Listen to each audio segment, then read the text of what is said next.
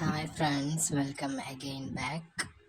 അപ്പോൾ ഇന്ന് +2 computer application എക്സാമിൻ്റെ റിവ്യൂ, അതുപോലെ എൻ്റെ ബിസിനസ് സ്റ്റഡീസ് എക്സാമിൻ്റെ ഒരു പ്രിപ്പറേഷൻ ആയിട്ട് ബന്ധപ്പെട്ട ഒരു വീഡിയോ ആണ്.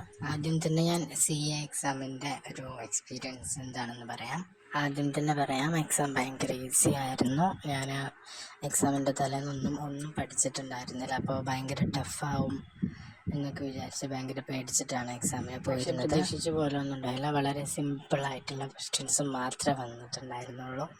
ഓക്കെ, ഇതാണ് അപ്പം നമ്മുടെ ക്വസ്റ്റ്യൻസ്. ഇത് ഫ്രണ്ട് പേജാണ്.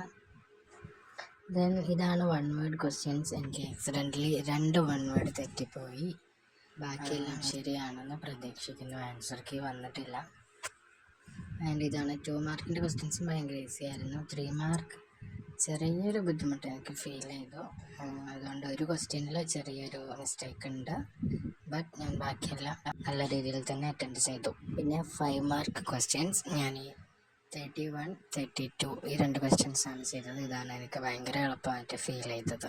ഒരു 50 എബവ് ഞാൻ എക്സ്പെക്റ്റ് ചെയ്യുന്നുണ്ട്. ഇനി എന്താവും എന്നറിയില്ല. ചിലപ്പോൾ കൂടാം അല്ലെങ്കിൽ കുറയാം, രണ്ടിനും സാധ്യതയുണ്ട്. അപ്പം അങ്ങനെയായിരുന്നു CA എക്സാം. ദെൻ ഇനി ബിസിനസ് എക്സാമിൻ്റെ പ്രിപ്പറേഷനെ കുറിച്ചിട്ട് സംസാരിക്കാം. അതിനെക്കുറിച്ച് കൂടുതലൊന്നും തന്നെ പറയാനില്ല. അവസാനത്തെ ഒരു 3 ചാപ്റ്റർ, അതായത് controlling, financial management, marketing management, പിന്നെ കൺസ്യൂമർ പ്രൊട്ടക്ഷൻ, ഇത് മാത്രമേ ഞാൻ ജസ്റ്റ് ഒന്ന് വായിച്ച് നോക്കിയിട്ട് പോലുള്ളൂ. അതിൽ തന്നെ ഇമ്പോർട്ടൻ്റ് ആയിട്ടുള്ള ടോപ്പിക്ക് മാത്രമേ നോക്കിയിട്ടുള്ളൂ. ഇനി ഇന്നു മുതൽ നോക്കണം. എന്താവുമെന്നൊന്നും അറിയില്ല. ആകെ 2 ദിവസത്തെ ഗ്യാപ്പുള്ളൂ. നിങ്ങളുടെ ബിസിനസ് പഠിത്തം എവിടെ എത്തി എന്നൊക്കെ കമൻറ്റ് ചെയ്യുക.